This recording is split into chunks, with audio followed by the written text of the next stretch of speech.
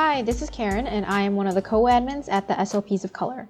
We are an inclusive and intersectional community for SLPs, audiologists, and students. Today, you are listening to part 2 of our interview with Jeep Madison and his father, Dr. Julian Madison. They created a YouTube channel dedicated to spreading awareness about what we miss in school to help build an educated and informed society. It is called What We Miss in School. So go ahead and check out their channel. I'll link it in the YouTube description below and in the podcast description.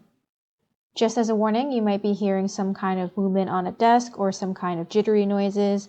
I did my best to try to minimize that sound in the audio, so thanks for being understanding. So with regards to now that both of you have shared a little bit about where you're currently working, outside of work, what are your passions? Well, I still love to travel. I guess my passions at the very top of my wife and my kids. I love my wife and love my kids. I think they're special. When I met, I look back on it, and when I met my father-in-law, I went to the Philippines to meet my father-in-law and meet my wife. Really, we were sort of like pen pals, so to speak, and I met the family, and my wife was a former beauty queen, and was still considered actually to be the best looking woman to ever come out of her town, about 50,000 people. And Okay, Dr. Madison. Yeah, I'm shallow. You know, just dropping it casually. Yeah, Okay. I love my wife. She's hot-tempered and emotional, and very, and she's independent and very, very bright. And she likes to take credit for our children's intelligence. And so anyway, the thing about it is that my father-in-law, my future father-in-law at that time, asked me what I thought of his family. I'd been there for about a week, and I said, I think you have a terrific family. And he got tears in his eyes. He said, I love my family. And, and I can relate. Today I can relate. I feel the same way. Besides my wife and my kids, again, I really enjoy traveling. I enjoy sharing things, particularly with my wife. I drove my son out to California last year, and I had an absolute blast. It was so much fun to hang out with him while and driving. And he's a much better driver now than he was. Shots. I don't read as much as I do, but I still enjoy, same as always, enjoy different cultures, different types of foods. Those are some of the things that when I visited my wife 4 years ago, she went back home to the Philippines to visit family and friends, and so I went over there and stuck around for about 10 days. And one of the things that people have to understand when traveling is that not every place is the United States. Not every place is Western Europe. And the Philippines is a third world country. And I had a lot of fun there. Once you get past the differences, and you cannot go there and say, well, gosh, it's not like this in America, type of thing. And there are a lot of people who are like that. And so, I just had a great time. It's just, for me, it's just a lot of fun eating the different food that I hadn't had before. And I've had a lot of Philippine food over the years, but I had stuff I'd never had before. It was great. So, and I like listening to the stories. I have fun listening to the stories that people have about their lives and about their culture and what have you. So those are some of the things I really enjoy.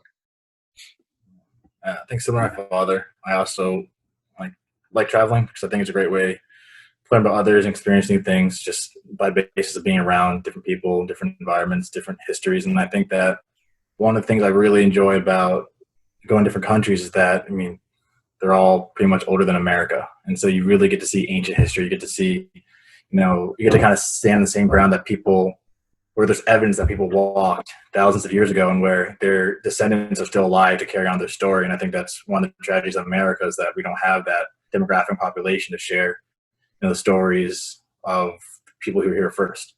And so being able to go to other countries and seeing their temples, their monuments, their structures, and hear their stories, listen to the people it's super cool, and I love sharing those stories with other people.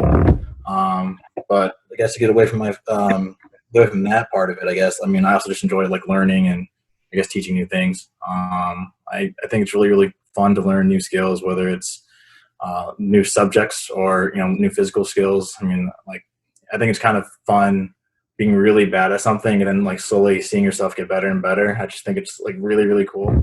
And then and mentally making connections, between fields once you have enough of a background or understanding of it. And I guess, I want to be, I guess, outside of the field, and what I'm really passionate about, just like helping people and teaching people. And I guess to people who I know really closely or to people who are just acquaintances, I want to be a resource for people to consult or to go to for whatever they need help with, whether it's, to gain perspective or to move on from a mistake or just learn from my own mistakes. I think we've all made mistakes. I made some big ones. And I think that being a part of a great resource for other people and being that person they can go to and confide in is developing yourself as a well-rounded person, which is an ongoing process constantly. And I think that's, when I can go to other places, talk to the people, when I can learn new subjects, new perspectives, new topics, both physical, mental, and emotional, then when that person who you knew in college, comes to you asking for advice, and it's out of the blue, then you can like welcome them. And when they tell you their story, you can connect it to your own perspectives or other stories you've heard and to your own experiences. I think that's really cool, because I think that's how people help each other. And I think that's kind of the basis of like why we're in our field and why we choose to do what we do, and why my father teaches the way he teaches. Right. I think that's something I'm really passionate about, and I love doing that just because I feel like, you're only here on earth once. I mean, depending on religion, but to develop as a person, to keep expanding, keep growing, I think it's something that we can consciously do that no other species on the planet can do. I think it's kind of a waste of a mind. You don't have to be an exceptionally intelligent person to do it either. I mean, everyone thinks they're above average, but an average mind, doing a bunch of different exercises and learning new talents and skills can become a great one, I think. And that's just kind of something I'm really passionate about. So I guess transitioning now, we've talked a lot about your personal upbringings and kind of, I don't know. We're going to transition a little bit more into how your identities, I guess, impact you as professionals in the field at this point. So what are some things that have impacted you as Black professionals in the field, whether it be positive or negative? And what are some things that you see currently that you'd like to see change potentially in the future? / how would you like to see it change? I guess I'll start. So I think that the positives, are the influences or the influence I can have on people of color, specifically Black people. I think that especially when I work in an area that is, predominantly white, or an environment that's predominantly white, and that role model or certain stereotypes aren't exactly, well-rounded or well-informed, I think it's important for me to provide a certain template or, a identification with Black students, at the same time providing something that might break the mold for white students. And if I catch them young enough, I can create, this understanding that, Black people aren't this way compared to white people, or et cetera, just break the mold, I guess. So that's like that's a positive impact that I think that I can have on the field, that I've experienced in the field. But I think that what I would like to see changed, I guess, across the field really is, at least I know this is a problem with standardized testing in our field, but just how representative are, the scores, test results, like who's actually being, brought in and analyzed assessments. Yeah, like is the demographic representative, is it a representative sample size across cultures? And I think that as we bring more people into the field, and I think it's just like anything like tech, for example, like the more diversity you get in tech and in our field, you'll find that the assessments follow suit, because different perspectives and cultures are being thought of, not as others, but as a part of population as a whole. And I think that a huge part of that is like pages like yours that are empowering and showing SLPs of color and are spreading I guess, our marketing the field to minorities. I think that's really important for not just our field, but all fields. If we want to have a perfectly representative, I guess, sample collection for not just things and assessments that we use, but across tech and other industries and even history, for example. I think that's important as well. Now, the first part is kind of hard to answer. When I see myself and I see others, maybe in different fields, and there's sort of an understanding again that we can all have positive and negative influences on each other and other people. I had a conversation with someone who actually son used to play Little League Baseball with Julian. He's a judge in Connecticut right now. And by the way, Wood says hello. The thing about it is that he is a judge, and when he first started, he was one of the very few persons of color in that position. Probably still is, for all I know, other than the TV celebrities. But it was one of those things where he once told me that he had to make sure they had total control of his courtroom because he understood that there may be people who may not necessarily respect him as much because he was a black judge. And so as a result of that, and so talking to him, that was quite influential as far as I was concerned with regard to how I dealt with my class and to make sure that I had total control.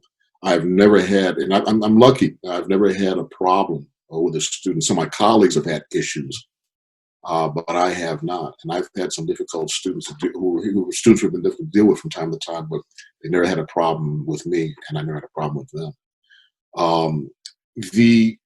When I look at what I do for a living, one of the things that I would like to see changed, actually, is that I call it academic ghettoization, where if you are black, you're expected to teach something that deals with some sort of ethnicity, particularly black people, black history, African art, African history, what have you. If you're female and black, same thing, and maybe women's history. If you're female, women's history. But whites can teach anything, and so and that in itself is fine. They're trained to do that. We are taught these courses, so we can basically teach anything we want to teach. But when it comes to hiring, there seems to be this ghettoization. I have one of my colleagues. I actually went to the University of Washington with him, and he teaches ancient history. It's Byron Nakamura. He's a Japanese American from the San Francisco Bay Area. And Byron, when he was searching for a job, trying to get a job, and one of the questions he was asked by someone at a different university when he was job hunting was, "Why are you not teaching Asian history?" And at least the person just came out and asked, but that pretty much says it all when it comes to the ghettoization of academics. And so I certainly would like to see more openness and open-mindedness with that. I mentioned a few minutes ago about that one person in the history department who was the only black person in the department for some 15 years or so. And when given the opportunity, he decided to teach Russian history simply because of the fact that he wanted to break the mold. He did not want to be typecast as someone who just does black history. So when it comes to academics, that is certainly a big change I would like to see take place. That's definitely a lot to think of. I'm just thinking of all the people expect you to, again, teach these subjects, and then out in the world, they subsequently ignore you when you talk about these subjects, and it's like exactly. I can teach. When I was in college or in grad school, you have 4 fields to study. I had 4 fields we had to study. And I chose my field. So okay, black history, fine. I chose foreign policy. I chose Southeast Asian history. with an emphasis on Indonesia, Vietnam, the Philippines, and Canadian history. So I'm capable of teaching any one of those things. I was hired actually to teach Black history at Southern Connecticut State, but I rarely teach it. And we've hired another person of color, and I sort of hand that off to her, and I started getting into the things that persons of color just don't teach. Yeah. So I wanted to sort of help break that mold there. Yeah, it's like you have to straddle that line because, like, obviously it's super empowering. I can imagine to be able to teach that and to have a professor, that teaches that looks like you and shares the same history, but then at the same time, like you said, you're trying to show that we're not a monolith. We're trying to break that mold. Like we have, we can study and learn and be experts in other things as well. So yeah, I definitely agree. So, Jeet, this question is going to be for you. Have you learned or applied anything from your father's work into your clinical practice? I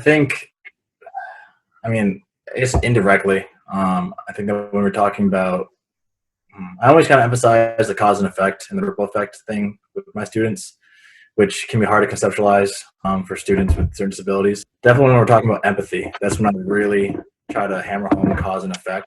And I know that actually one time I had a student who had autism and he was a huge history buff. Like he loved facts.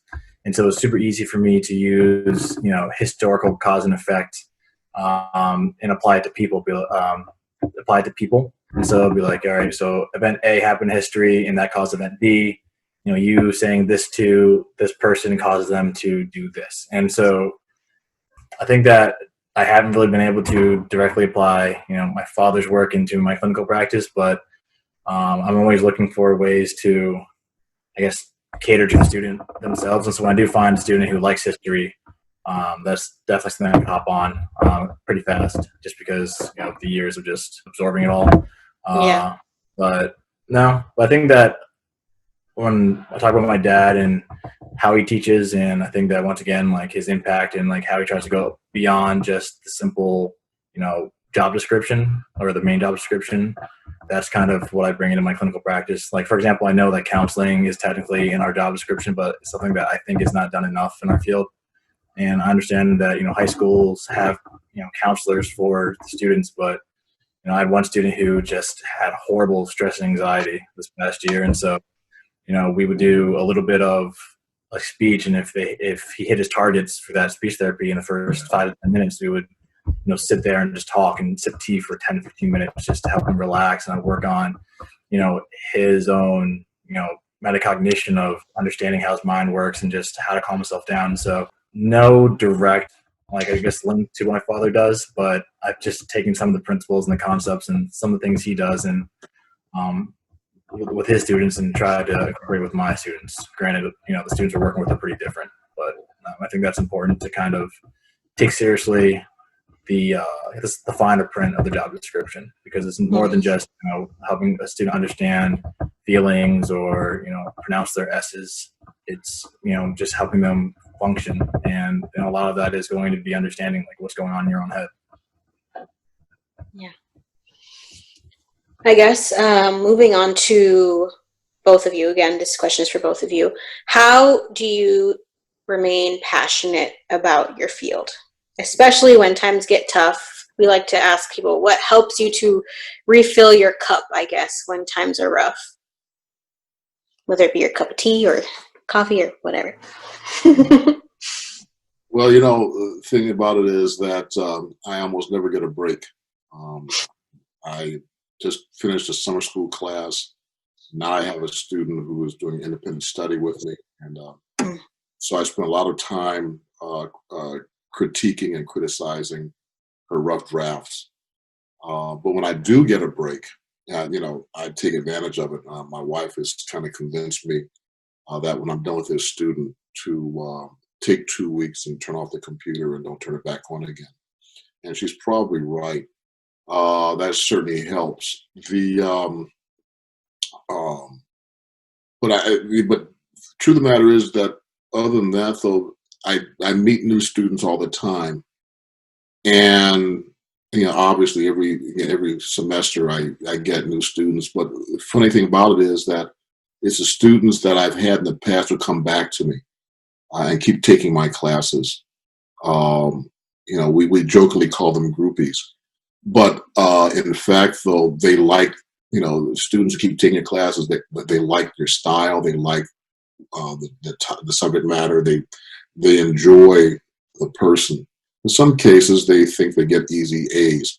But for the most part, though, it's about because they like the professor. And I get a lot of those students who keep taking my classes over and over again. And then they look for me first. Oh, I haven't taken this class. Dr. Madison's teaching it, so I guess I'll take it. And so I guess what keeps me going is the fact that the students appreciate what I'm doing. I had one student, former student that is, he had graduated. And he was walking around the campus one day with a couple of high school students who from his neighborhood. He said, "I'm going to show you around, I guess." And he saw me and they approached me and he told those students, "This guy saved my life.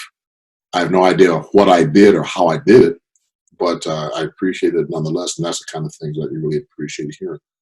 And so, I guess that's what keeps me going. And the fact that I enjoy the students, I enjoy the interaction, and knowing that in some way, shape, or form, I am having some sort of influence on them, whether they realize it or not.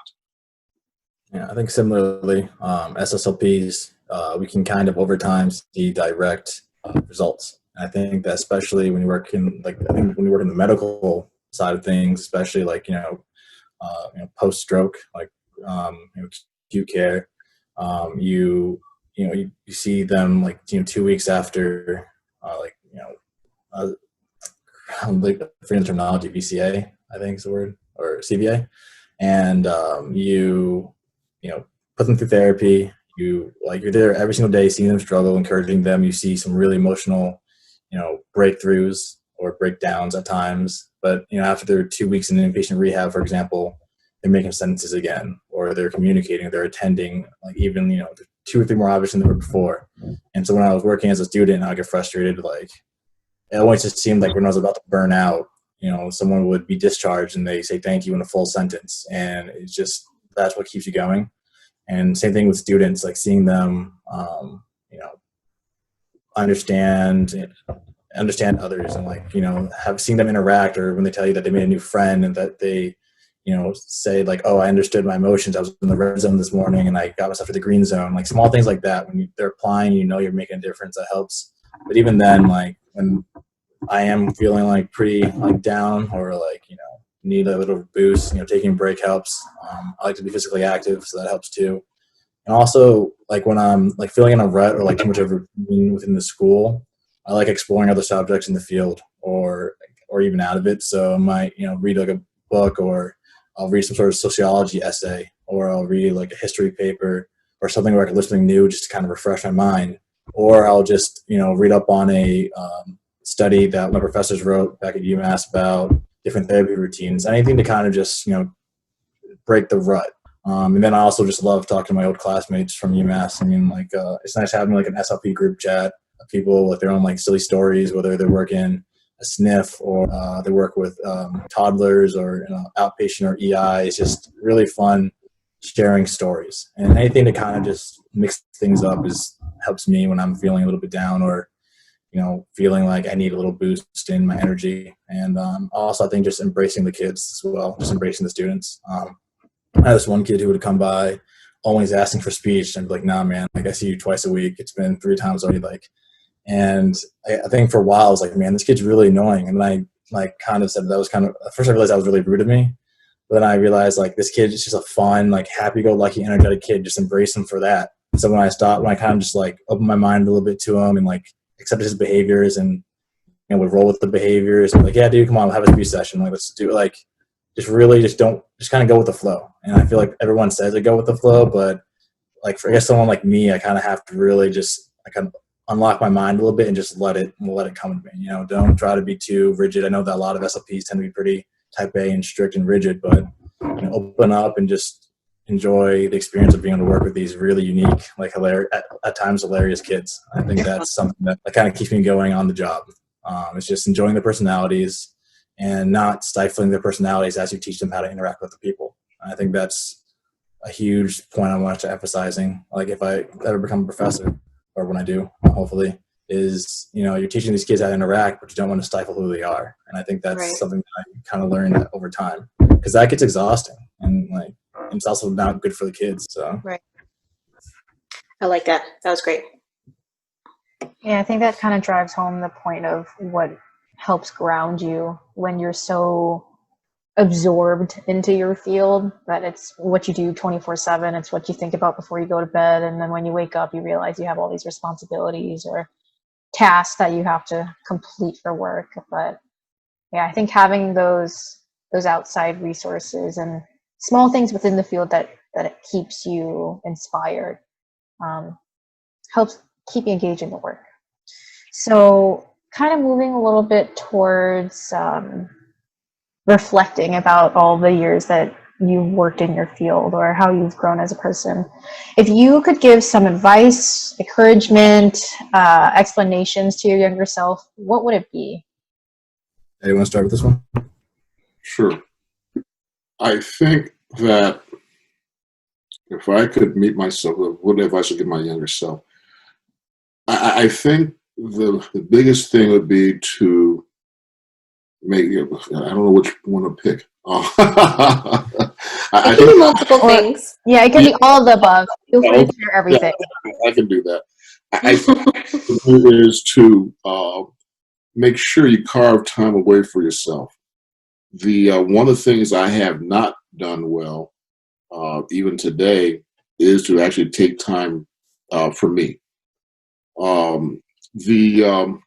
Raising kids is one thing, and being married is one thing, but sometimes you just need to get away from the world and to let your mind just rest.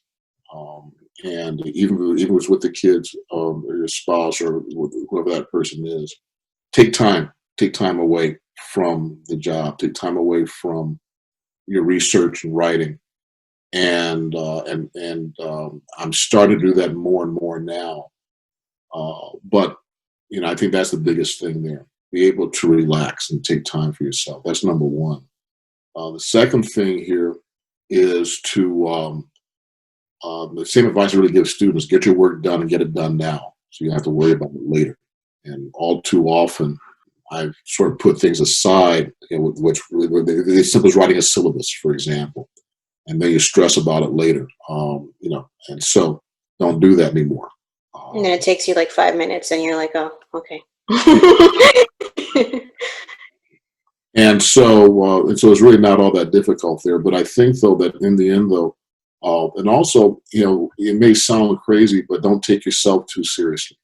I think the part of what Jeep was talking about with the students, and don't take yourself seriously. Go ahead and enjoy what you do. Have fun with it. Enjoy the students, and understand that in the end, you are there for a purpose. But it's not, but it's not like you are you're trying to develop a new weapon or something like this. You're just there to teach, and so don't go ahead and think that you are the authority on everything, because I don't know everything. I learn from everyone, and I think that's important as well. I appreciate all of that as someone with anxiety, so thank you. How about you, Jeep?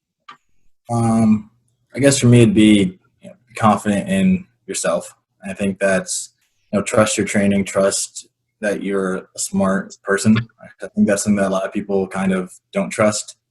And I think that imposter syndrome gets thrown out a lot. Everyone just thinks like, oh my God, like, do I belong here with these intelligent people around me, or here at all? And I think that, especially in grad school, I feel like that everyone's felt like that. And I think that, you wouldn't be there if you didn't belong there.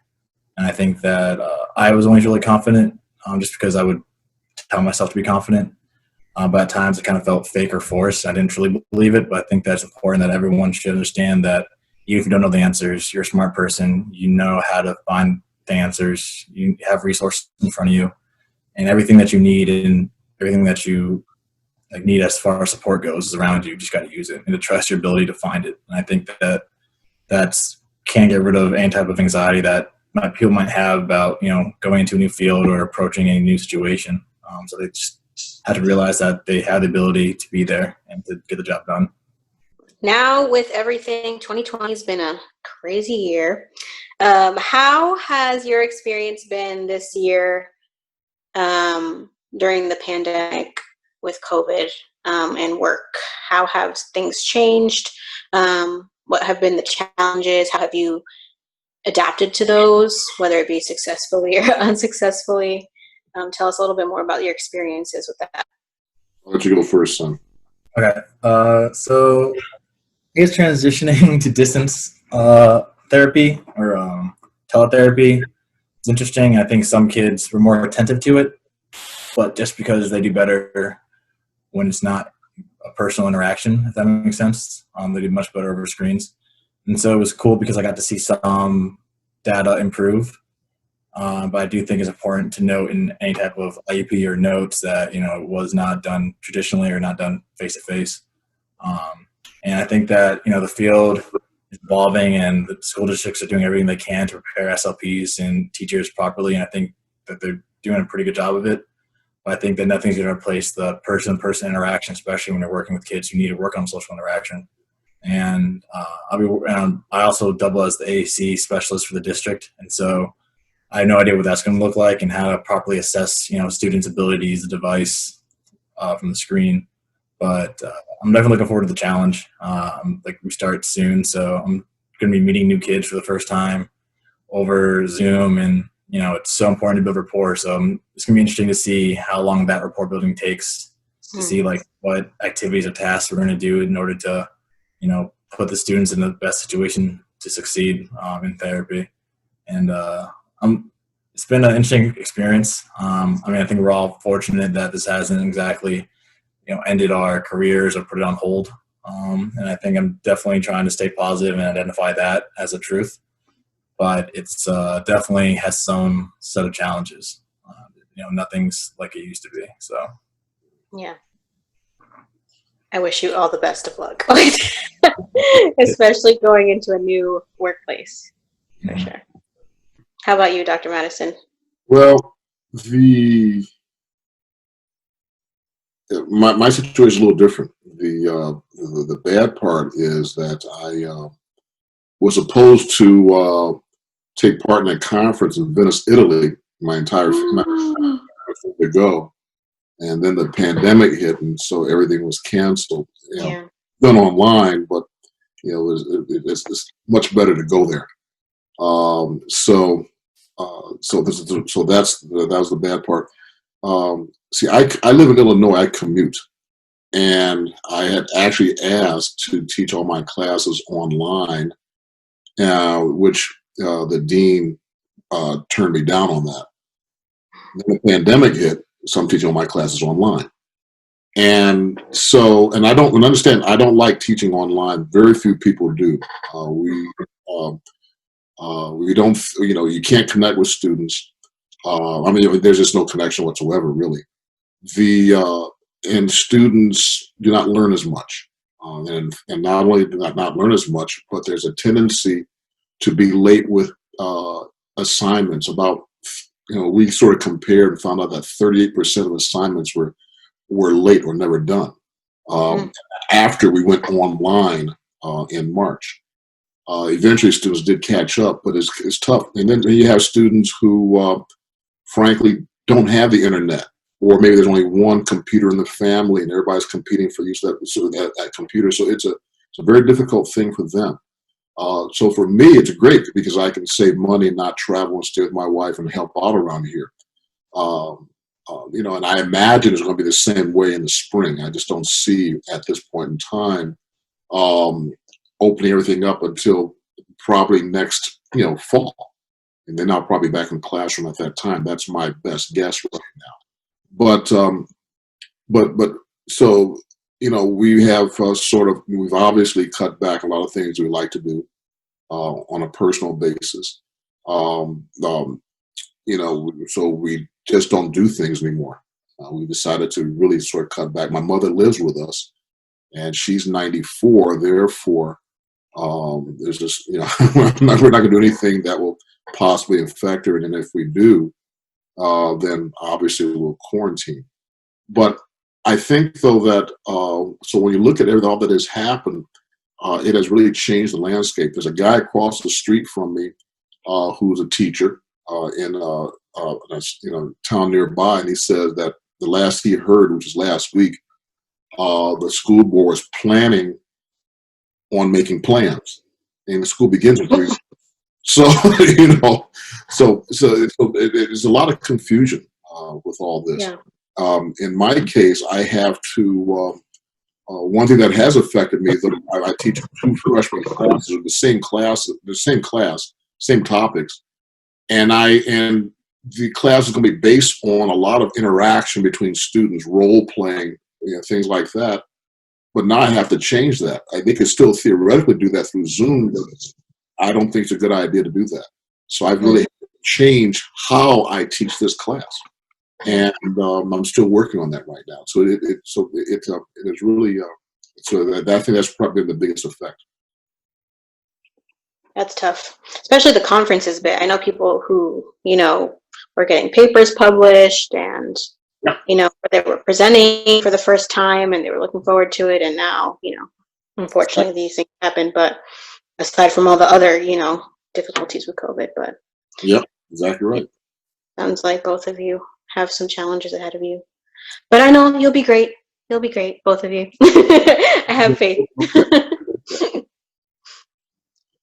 So, looking past the pandemic, what do you both have in store for your future?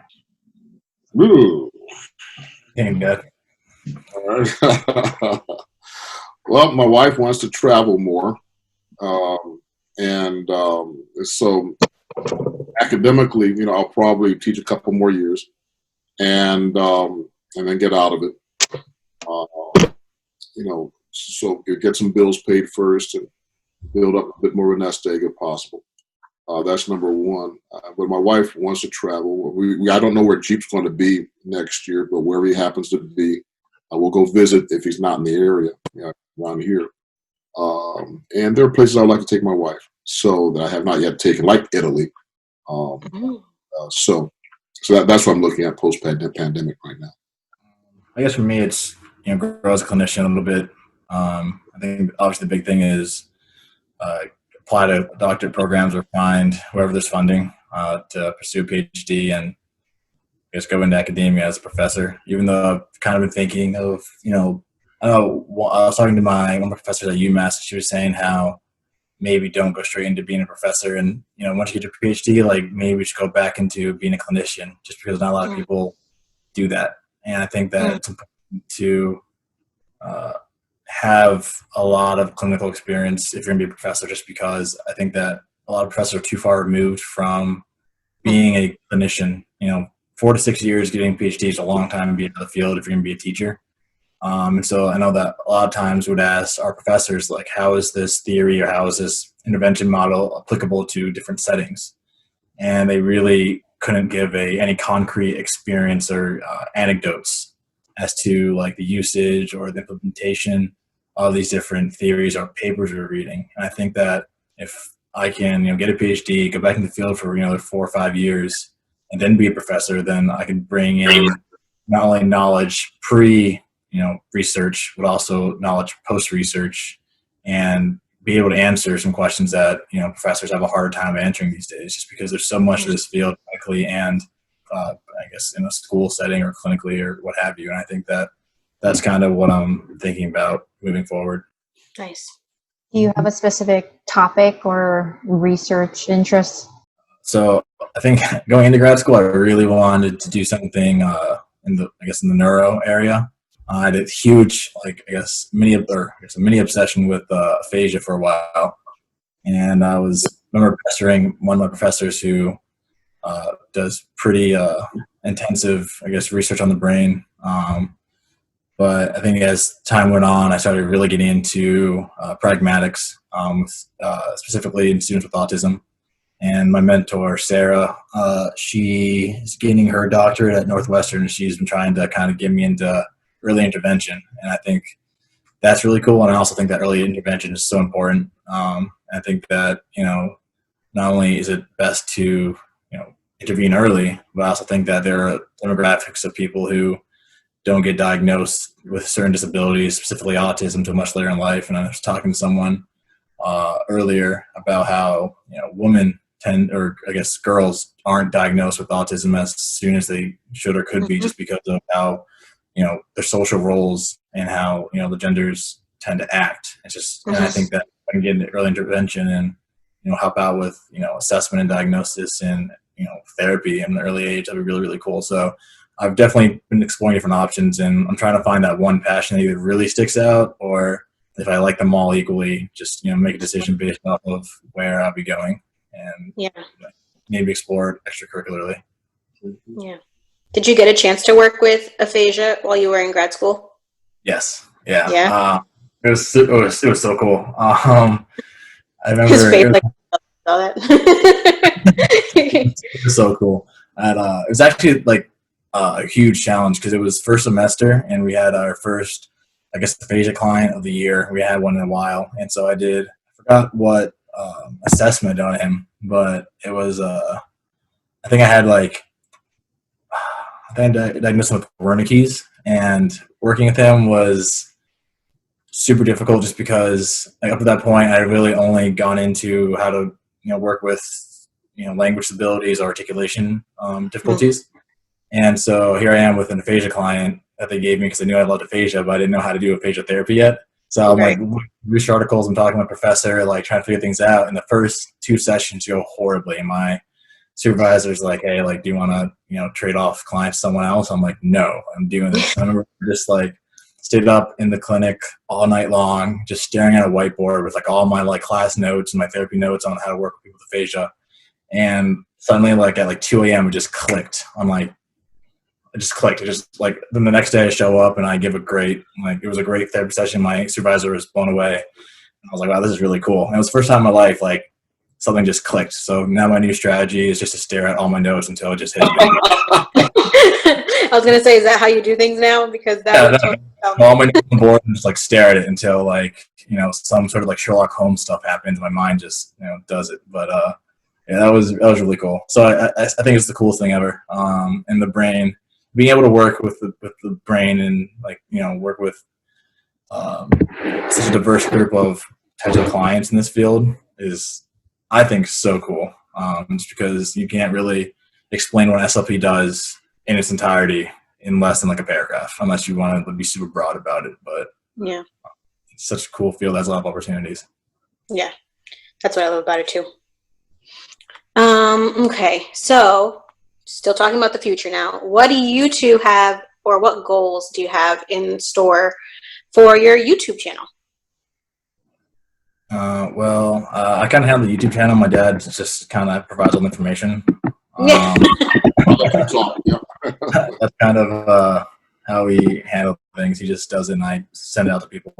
But I guess my goal for the future is just to, nothing too ambitious, just grow a solid following of people who want to learn or are genuinely curious, and get an engaged following no matter how big or small it is. And I think that that's just going to feed into itself. I think that when people are used to engaging, or are empowered to engage with people who, like my father, who is an expert, and listen to discussions that my father and I have, then that can bleed over or generalize into their everyday life. And I think that when they have conversations with people close to them, et cetera, that just kind of expands out. And we talked about impacting 2 or 3 people, and those 2 or 3 people impact 2 or 3 people, just kind of continues on, and it all kind of leads back to this channel. But I just want people to have the benefit of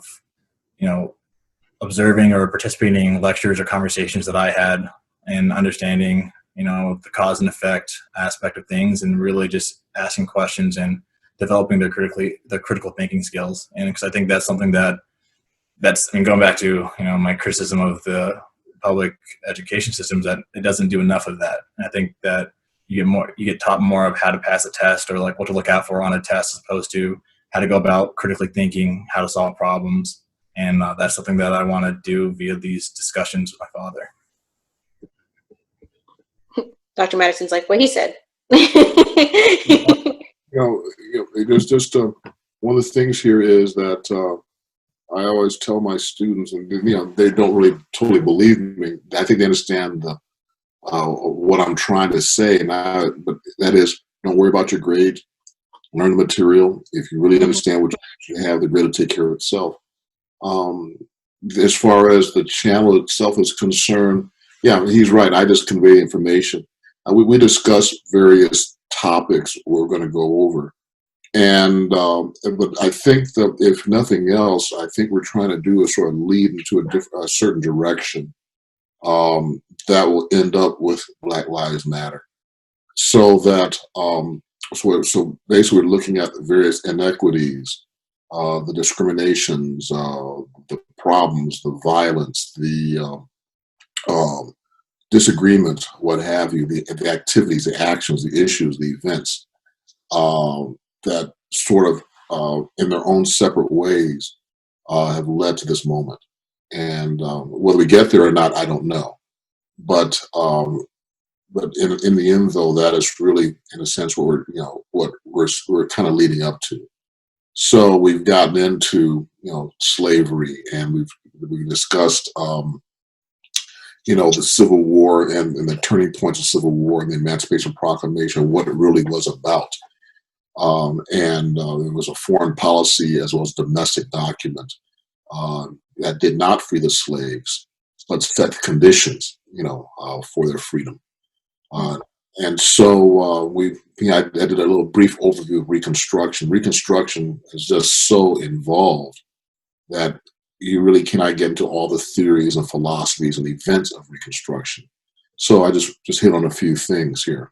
The next thing we're going to do, again, I mentioned before, we'll look at Supreme Court decisions and some laws that were passed during the late 1800s that led to Plessy versus Ferguson and beyond. And then the 20th century, we'll get into literary lynching, as I call it, where you have books that were written and songs that were written that were quite insulting to Black people.